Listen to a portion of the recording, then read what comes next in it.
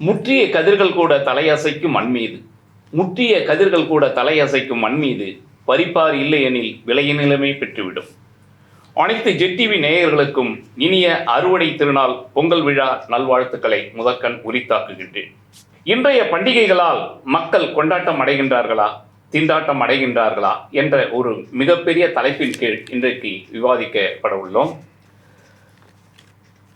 கொண்டாட்டமே என்ற தலைப்பின் கீழ் விவாதிக்க உள்ளவர்கள் திருவாளர்கள் கோகுல், ரவி, விஜயகுமார் அவர்கள்.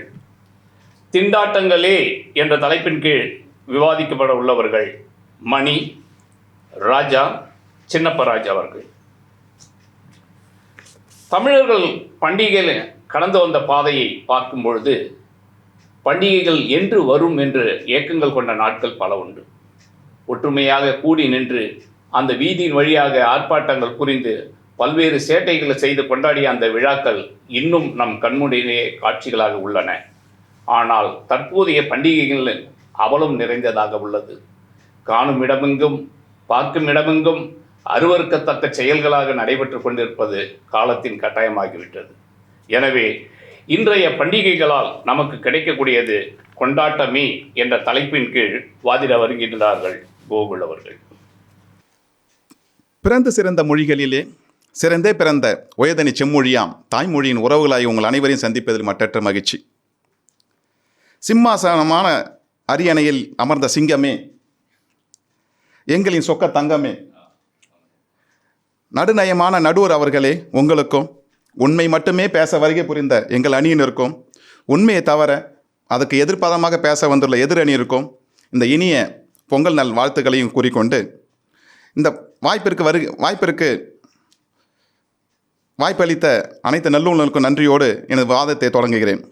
நடுவர் அவர்களே, பண்டிகையின் அர்த்தத்தை புரியாமையே இங்கே வந்திருக்காங்க எதிரணியர்கள். பண்டிகை என்பது பண்டம் கூட்டல் ஈகை. ஒவ்வொரு மனிதனும் தன்னிடம் உள்ள சிறந்த நட்பண்புகளையும் நல்ல எண்ணங்களையும் நல்ல சந்தோஷங்களையும் பொருட்களையும் செல்வத்தையும் தன் மன ஈகையோடு அடுத்தவருக்கு கொடுத்து தானும் மகிழ்ந்து பிறரையும் மகிழ வைப்பது தானே பண்டிகை. அதை தான் நாங்கள் சொல்ல வந்திருக்கோம் நடுவர் அவர்களே. பண்டிகை என்பது இன்றோ நேற்றோ எதிரணி போல திடீர்னு வந்ததில்லை. 5000 6000 ஆண்டுகளுக்கு முன்பு மனிதன் சமூகத்தோடு வாழ தென்பட்ட போது தன் சமூக அலைச்சலையும் சமூகத்தினுடைய கடின உழைப்பிலிருந்து தன் வாழ்வை இனிமையாக்கவும் புத்துணர்ச்சியோடு வாழ்வின் அடுத்த பயணத்தை மேற்கொள்வதற்காகவும் ஏற்படுத்தத்தான் அந்த பண்டிகை. இந்த ஒவ்வொரு பண்டிகையும் ஒவ்வொரு தனி மனிதன் வாழ்விலையும் ஒரு சுமை தாங்கி நடுவர் அவர்களே. வழிபோக்கர்கள் சுமையை அந்த சுமை தாங்கின் மீது வைத்து இளைப்பாரி தனது நெடுந்தூர பயணத்திற்கு சிறிது ஓய்வெடுத்து வாழ்க்கையின் மீதி பயணத்தையும் தொடர்வதற்காக எப்படி சுமை தாங்கி தனி மனிதருக்கு உதவி பண்ணுதோ அதுபோல தான் இந்த சமூகத்திற்கும் இந்த பண்டிகைகள் ஒரு சுமை தாங்கியாக இருந்து வாழ்வின் ஓட்டத்தை நிலைபெறச் செய்து எங்கேயும் சந்தோஷத்தையும் மகிழ்ச்சியும் பரபரப்பாக இருக்கக்கூடிய அந்த சூழ்நிலையை மாற்றி இதமான பண்பான மனமான வாழ்வியை மாற்றுறதே இந்த பண்டிகை தான். ஆனால் தான் பண்டிகைகள் எப்போதும் கொண்டாட்டத்தை கொடுக்குது அப்படிங்கிறத நாங்கள் சொல்ல வந்திருக்கோம். நடுவர் அவர்களே, வருடம் முழுவதும் தன் அலைச்சலிலிருந்து விடுபட்டு திரும்பவும் இயல்பான வாழ்க்கை ஓட்டத்தை தொடர்வதற்காக தான் இந்த பண்டிகைகள் நம் முன்னோர்கள் திட்டமிட்டு வருடம் மூலம் பரப்பி வச்சுருக்காங்க என்பதை நாம் அறிய வேண்டாமா? இந்த காலாண்டரை கூட பாருங்கள், தினசரி மாத காலாண்டரை கூட பாருங்கள். 365 நாளில் கிட்டத்தட்ட 10-15 நாட்கள் மட்டும்தான் வண்ணமயமான கலரில் நம்ம காலாண்டரே அச்சடிச்சிருக்காங்க. இதுலேருந்து எதிரணியை புரிஞ்சிருக்க வேணாமா நடுவர்களே? இந்த பண்டிகைகள் தான் நமக்கு மொழிமயமான வண்ணமயமான வாழ்க்கையை நமக்கு தருது அப்படிங்கிறது அந்த வண்ணத்திலேருந்து நம்ம தெரிஞ்சுக்க வேணாமா? இவர்கள் சொல்கிறாங்க இந்த 365 நாளில் இந்த 10-15 நாட்களை தவிர மீதி எல்லா நாட்களும் கருப்பு வேலையில் தானே இருக்குது. அது வாழ்வின் சோர்வை நம்மளுக்கு புரிய வைக்கலையா எதிரணியர் போல்? நம் முன்னோர்களும் தமிழர்களும் ஒன்று முட்டாள்கள் இல்லை. இந்த பண்டிகையில் வருடம் முழுவதும் பரப்பி வச்சாங்களே, அந்த மாண்பை நம்ம உணர வேண்டாமா? ஜனவரி மாதத்தை எடுத்துங்க நடுவர் அவர்களே, புத்தாண்டையும் பொங்கலையும் வச்சாங்களே. பிப்ரவரி மாதத்தில் உலகமே போற்றும் காதலர் தினத்தை கொண்டாடுறாங்களே. மார்ச்சில் உத்தர திருவிழாவையும் ஹோலி பண்டிகையும், ஏப்ரல்லே தமிழ் வருட பிறப்பையும் ரம்ஜானையும் கொண்டாடுற நம் தமிழர்களும் உலக மக்களும் மே மாதம் அட்சய திருதியையும், ஜூனில் பக்ரீத்தையும், ஜூலையில் ஆடிப்பெருக்கையும் கொண்டாடி ஆகஸ்ட்டில் சுதந்திர தினத்தையும், செப்டம்பரில் ஆயுத பூஜை தீபாவளி என நீண்டு கொண்டு, நவம்பரில் கார்த்திகை தீபத்தை ஏற்றி, டிசம்பரில் கிறிஸ்துமஸோட இந்த விழாவை முடிக்கிறாங்களே, அதனுடைய மாண்பை நாம் எப்போ உணர போகிறோம்? அந்த பண்டிகைகள் தரக்கூடிய சந்தோஷத்தை எப்போ அனுபவிக்க போகிறோம்? மனிதர்கள் பண்டிகைகள் எப்படி தருது அப்படின்னு நம்ம தெரிஞ்சுக்கணுமா? மனதிற்குள்ள ஒரு சிந்தனை ஓட்டத்தை ஓட விடுங்க எதிரணியரே. ஒவ்வொரு மகளும் குடும்ப பொருளாதாரத்திற்காக வெளியூர் பயணம் மேற்கொண்டு பல அலுவலர்களுக்கு நடுவுலையும் குடும்பத்தை பற்றி சிந்திக்க கூட நேரம் இல்லாத இந்த காலத்தில் பண்டிகைங்க ஒரு பேரில் ஒவ்வொருவரும் இந்த நம் வேலைகள் எல்லாத்தையும் ஒதுக்கி வைத்து விட்டு பண்டிகைக்காக சொந்த ஊர் திரும்பி ஒவ்வொரு பயணமும் ஒரு நெகிழ்ச்சியான பயணமாக அமைஞ்சு சொந்த உறவுகளையும், ஒரு அப்பா அம்மா, ஒரு சந்தோஷமான ஒரு குடும்பத்தையும், அவங்களுக்குள்ளால் இருக்கக்கூடிய அந்த உறவுகளை வலுப்படுத்தக்கூடிய வகையிலும் இந்த பயணத்தை அமைச்சு சொந்த ஊருக்கு திரும்பி மகிழ்ச்சியும் பரிசுகளையும் பரிமாறிக்கிறாங்களே, அங்கே மகிழ்ச்சி இல்லையா? கொண்டாட்டங்கள் சந்தோஷம் தரலையா? எதிரணிக்கு சொல்கிறாங்க பணம், விலைவாசி உயர்வு, இதை தான் பெருசாக நினைக்கிறாங்களே. பணத்தை பின்னாடி ஓடக்கூடிய இந்த உலகத்தில் கொண்டாட்டங்கள் எங்கே இருக்குது? பொதிந்து கிடக்கிறது அறிய மாட்டேங்கிறாங்களே. இந்த பண்டிகைகள் மிகப்பெரிய பொருளாதார மாற்றத்தை ஏற்படுத்த நடுவர் அவர்களே. இப்போ உலகத்தையே அச்சுறுத்தக்கூடிய சீனாவுடைய படைப்புகள் எல்லாமே நம்மளுடைய சந்தையில் ஈஸியாக எங்கெங்கேயும் கிடைக்கிது இல்லையா? அந்த சீனாவுடைய பொருளாதாரத்தையும் போட்டி போடக்கூடிய ஒரே பட்டாசு தொழிலாக இருக்கக்கூடிய சிவகாசி பட்டாசு தொழிலாளர்கள் ஆண்டு முழுவதும் தன் வாழ்க்கையை அர்ப்பணித்து நமக்காக ஒரு நாள் பண்டிகைக்காக அவங்களோட வாழ்நாள் முழுவதும் செலவிடுறாங்களே. நம்ம தீபாவளி அன்னைக்கு ஏற்றக்கூடிய ஒவ்வொரு பட்டாசும் அவங்களுக்கு ஆண்டு முழுவதும் அவங்க வாழ்க்கையை சிறப்பாகவும் செழுமையாகவும் மாற்றுதே. அது கொண்டாட்டம் இல்லையா? இது மட்டுமா? திருப்பூர் பின்னலாடை தொழிலாளர் பல லட்சம் குடும்ப தொழிலாளர்களும் நாம் அணியும் புது துணிகளால் அவங்க வாழ்வு சிறப்படையுதே. அதை நாம் கொண்டாட்டமாக ஏற்றுக்க மாட்டோமா?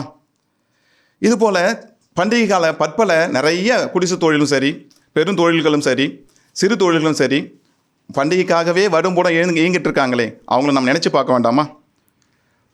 அகல் பானையிலிருந்து, செங்கரும்பிலிருந்து, வெல்லம், சின்ன சின்ன திரி, எண்ணெயில் இருந்து கூட சிறு தொழில் மேற்கொள்ளக்கூடிய அந்த தொழிலாளர்களுடைய வாழ்வே இந்த பண்டிகை நோக்கி தானே இருக்குது. இது மட்டுமா நடுவர் அவர்களே? பண்டிகை என்பது நன்றி கூறுதல் ஒரு விதம் தான். நரகாசுரனை அழித்த கடவுளுக்கு நாம் கூறும் நன்றி தான் தீபாவளி பண்டிகை. உழவு தொழில், இந்த உலகிற்கு அச்சாணியாக இருக்கக்கூடிய உழவு தொழிலினுடைய மேன்மையையும் உணர்ந்த நம்ம உலக மக்கள் உழவருக்கும் அந்த இயற்கைக்கும் அந்த இயற்கை சார்ந்த கருவிகளுக்கும் கூறும் நன்றி தான் உழவர் திருநாள் என்பதை மறுக்க முடியுமா? இந்த உலக மக்களின் பாவங்களை எல்லாம் தன்னுடைய ஆன்ம விடுதலைக்காகவும் பாவங்களையும் பழிகளையும் தான் ஏற்று இந்த உலக மக்களை தூய்மையாக்க வருகை புரிந்த இயேசு பகவானுடைய பிறந்த நாளை தான் நாம் நன்றி சொல்லும் விதமாக தான் கிறிஸ்மஸை கொண்டாடுறோம் என்பதை மறுக்க முடியுமா? ஆகவே நடுவர் அவர்களே, சில இந்த பண்டிகையில் உள்ள ஆடம்பர அலப்பற பேராசையால் சில திண்டாட்டங்கள் வர நேரிடலாம். அந்த திண்டாட்டங்களை தாண்டினா தான் கொண்டாட்டம் என்பதை எப்போ உணர போகிறீங்க நீங்கள்? இவ்வுலக உயிர்களிலே அன்போடும் மகிழ்வோடும் கொண்டாடக்கூடிய ஒரே உயிரினம் இந்த மனித இனம்தான். அப்போ மனிதனுக்கு சிறப்பாக இருக்கக்கூடிய அந்த கொண்டாட்டத்தை நம்ம வேறு அறுத்துட்டுனா நம்ம எந்த விதத்தில் நம்ம சேர்த்துப்பாங்க? நாங்களாம் மனிதர் இனம்னு நினச்சிக்கிட்டு இருக்கோம். எதிரே நீர் எந்த இனம் நீங்களே புரிஞ்சுக்கிங்க. ஒவ்வொரு இளைஞனும் தன் வாழ்நாளில் கொண்டாட்டத்தை தேடியும் கொண்டாட்டத்தின் பின்புலமாக இருக்கக்கூடிய அந்த பணத்தை தேடியும் ஓடி தன் வாழ்நாளில் இழக்கிறானே, அவர்களுக்கு ஒரு சற்று ஓய்வும் அவர்களுடைய வாழ்வை திரும்பி பார்க்கக்கூடிய வகையில் வண்ணமயமான ஒளிமயமான எதிர்காலத்தையும் இறந்த காலத்தையும் கொடுப்பது இந்த கொண்டாட்டம் தானே, இந்த பண்டிகைகள் தானே. நடுவர் அவர்களே, ஒவ்வொருவரும் திறமைசாலியாகவும் புத்திசாலியாகவும் வாழ்க்கையை நகர்த்தும் போது ஒவ்வொரு பண்டிகையும் நம்மளுக்கு மகிழ்ச்சியை தான் தருது அப்படிங்கிறத நம்ம உணரலாம். இப்போ எடுத்துக்கங்க, ஒரு வீட்டில் ஒரு குடும்ப தலைவி கேட்குற எல்லாத்தையும் வாங்கி கொடுக்குறான்லே, அவன் தான் திறமைசாலி. ஆனால் அதே மாதிரி அவங்க கேட்குற எல்லாத்தையும் வாங்கி தரேனே இழுத்துட்டு போகிறான் பாருங்க, சமாளிக்கிறான்ல, அவன் தான் புத்திசாலி. அப்போ நீங்கள் புத்திசாலியா இல்லை திறமைசாலியா அப்படிங்கிறத நீங்களே புரிஞ்சுங்க. இது ஒரு வித்தியாசமான வாழ்க்கை நடுவர் அவர்களே. வாழ்க்கை வாழற வரைக்கும் அதனுடைய இலக்குகள் நம்ம புரிவதில்லை. உறவுகள் தாய் தந்தைகள் இருக்கிற வரைக்கும் அவங்களுடைய அன்புகள் நம்மளுக்கு தெரிவதில்லை. அதுபோல் உறவுகள் இருக்கிற வரைக்கும் நம்ம உண்மைகள் புரிந்து வருவதில்லை. அதுபோல் தான் இந்த பண்டிகையும் எதிரணியிருக்கு அரசாங்கம் விடுமுறையும் கொடுத்து பண்டிகைக்கு கொண்டாட பணமும் கொடுத்து அவங்கள கொண்டாட சொன்னால் இதனுடைய அருமை புரியாமல் திண்டாட்டன்னு வந்து நிற்கிறாங்களே, இவங்க அந்த பண்டிகையை தொலைத்த பிறகு தான் அதனுடைய அருமை இவங்களுக்கு புரிய போகுது நடுவர் அவர்களே. வைரமுத்து இதுக்கு தான் ஒவ்வொரு மனிதனுடைய வாழ்க்கை எளிமையாக சிம்பிளாக சொல்லியிருக்காரு. ஒவ்வொரு மனிதனும் காலையில் மலச்சிக்கல் இல்லாமல் விடியலையும் இரவில் மனச்சிக்கல் இல்லாத தூக்கத்தையும் எவன் எடுக்கிறானோ அவனோட வாழ்க்கை முழுமையடைஞ்சதாக சொல்லியிருக்காரு. ஆகவே நாமளும் நீங்கிற செல்வத்தை தேடாமல் குடும்பம் என்ற நீங்கா செல்வத்தை தேடுவதற்கு இந்த பண்டிகைகள் ஒரு வழியாக தான் இருக்குது அப்படின்றத நம்ம எப்போ புரிஞ்சுக்க போகிறோம்? ஒவ்வொரு தனி மனிதனும் தன் மகிழ்ச்சியை தன்னிடம் தேடக்கூடாது, பிறரிடமிருந்தானே பெற முடியும். மகிழ்ச்சி என்பது ஒரு ஆத்மார்த்தமான ஒரு உணர்வு. அது ஒவ்வொரு நீங்கள் எதிரணீர் போல் தண்ணியில் மகிழ்ச்சியை தேடும் போது உங்களுக்கு அது வெறுமையாக தான் இருக்கும். பிறரிடம் மகிழ்ச்சியை தேடுங்க, அது கண்டிப்பாக உங்களுக்கு பெருமை சேர்க்கக்கூடிய வகையில் இருக்கும் என்பது தான் எங்களுடைய கருத்து. அன்பார்ந்தவர்களே, ஒவ்வொருவரும் இந்த சமுதாயத்திற்கு பிறந்து வளர்ந்து இந்த சமுதாயத்தில் தன்னுடைய பங்கும் இருக்கக்கூடிய வகையில் இந்த கொண்டாட்டத்தை, இந்த பண்டிகையை சீரும் சிறப்புமாக கொண்டாடணும் அப்படிங்கிற உறுதிமொழியோடு இந்த விவாதத்தில் முடிச்சுட்டு நம்ம செல்வோம். இறுதியாக ஒரு வாதம் நடுவர் அவர்களே, ஒவ்வொருவருடைய எதிரணியில் போரா இருக்காங்க. அவங்கக்கிட்ட 10 கிலோ எடை உள்ள கிரானைட் கல்லையும் 10 கிலோ எடை உள்ள பணத்தையும் 10 கிலோ எடை உள்ள குழந்தை, அவங்களுடைய அருமையாக கொஞ்சம் கூட குழந்தையும் கொடுத்துருவோம். 3 எடையும் இடையில சமந்தான். ஆனால் எது அவங்கள சுமக்கும் போது கடினமாக இருக்கும் அவங்களே கேட்டு தெரிஞ்சுப்போம். அப்போ நம்மளுடைய சுமைகள் நம்மளோட பொருளில் இல்லை, நம்ம மனசில் தானே இருக்குது நடுவர் அவர்களே. மனது நம்ம ஏற்றுக்கொள்ளும் போது கண்டிப்பாக நம்மளால் அந்த விஷயத்தையும் நம்மளுக்கு சாதகமாக மாற்றிக்கொள்ள முடியும் அப்படிங்கிறது தான் இதன் உள்ளார்த்தம். ஆகவே நடுவர் அவர்களே, இந்த காலத்தில் மட்டுமல்ல எக்காலத்திலையும் மனிதனுக்கு கொண்டாட்டத்தையும் மகிழ்ச்சியும் குதூகலத்தையும் தரக்கூடியது இந்த பண்டிகைகள் மட்டுமே அப்படிங்கிறது தான் எங்களுடைய இறுதி வாதமாக இருக்குது. நடுவர் அவர்களே, பண்டிகைகள் மட்டுமல்ல தன் வாழ்நாள்லேயும் கொண்டாட்டம் வரணுமா? ஒரு ரகசியத்தை உங்களை பகிர்ந்து கொள்ள ஆசைப்பட்றேன். நம்ம வாழ்வியலில் மிக உயர்ந்த பொருளாதாரங்கிற வார்த்தையை நம்ம பிரித்து பழக தெரிஞ்சதுன்னா நம்ம வாழ்க்கை இனிமையாக இருப்போம் என்பதில் திண்ணம் தான். பொருளாதாரத்தை பொருளாக தாரத்தை பார்க்காமல் அன்பாக, அருளாக, பண்பாக, பாசமான தாரத்தை நீங்கள் வாழ்க்கையில் தேடினால் உங்கள் மீதம் வாழ்வும் பூமியிலே சொர்க்கம் என்பது உண்மையான ஒரு பொருள்தான். ஆகவே அன்பார்ந்தவர்களே, பண்டிகைகள் கிட்டத்தட்ட 4000-5000 ஆண்டுகளாக நம்மில் பரவி கிடக்கும் இந்த உயர்ந்த மனப்பான்மையுடைய பண்டிகைகள் எதிரணிர் போல திண்டாட்டத்தை கொடுக்குற மாதிரி இருந்துன்னா நம் மனிதன் அதை தொடர்ந்து வந்திருப்பானா அப்படிங்கிற கேள்வி தான் எங்களுடைய வாதமாக இருக்குது. ஒரு நாளில் நம்ம வாழ்க்கையில் ஏற்படும் இடைஞ்சல்களை சந்திப்பதுக்கு தயாராக இல்லை. நாம் 4000-5000 ஆண்டுகளாக இந்த பண்டிகைகள் உங்களுக்கு திண்டாட்டத்தை கொடுத்துருந்துன்னா இவ்வளோ நாள் இந்த கொண்டாட்டத்தை தொடர்ந்துருப்பாங்களா அப்படிங்கிற கேள்வியோட ஒவ்வொரு மனிதனும் நீங்குகின்ற பணத்தை விடுத்து நீங்காத குடும்பத்தை குதூகலமாக்கக்கூடிய இந்த பண்டிகைகளை கொண்டாடுவோம். ஒவ்வொரு தனி மனிதனும் தன் மகிழ்ச்சியை உணர்ந்து அதை மனநிறைவிலிருந்து வெளிக்கொணர்ந்து தானும் மகிழ்ந்து மிகப்பெரிய பொருளாதாரத்தையும் பண சமநிலையும் ஏற்படுத்தும் இந்த பண்டிகையை கொண்டாடி தானும் மகிழ்ந்து தன்னை சார்ந்தவர்களையும் மகிழ வைத்து இந்த பண்டிகைகள் மிகப்பெரிய சமூக மாற்றத்தையும் சமூகத்தை உருவாக்கும் அப்படிங்கிற நம்பிக்கையோடு இந்த பண்டிகைகள் ஒவ்வொரு தனி மனித வாழ்விலையும் கொண்டாட்டத்தை மட்டுமே கொடுக்கும் என்ற நம்பிக்கையோடு காத்துட்ருக்கோம். இதையே நடுவராகிய உங்களிடையும் எதிர்பார்த்து விடைபெறுகிறோம். நன்றி, வணக்கம். கொண்டாட்டமே என்னும் தலைப்பில் தம்பி கோகுல் அவர்கள் தன்னுடைய நல்ல கருத்துக்களை பதிவிட்டிருக்காங்க. இன்றைய பண்டிகைகள் மனித சமுதாயத்தின் ஒரு சுமை தாங்கியாக இருக்கின்றது, நிதர்சனமான உண்மை.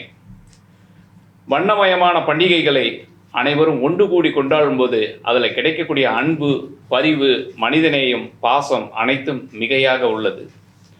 பண்டிகைகள் என்பது ஒரு நன்றி கூறுதலின் ஒரு வெளிப்பாடு.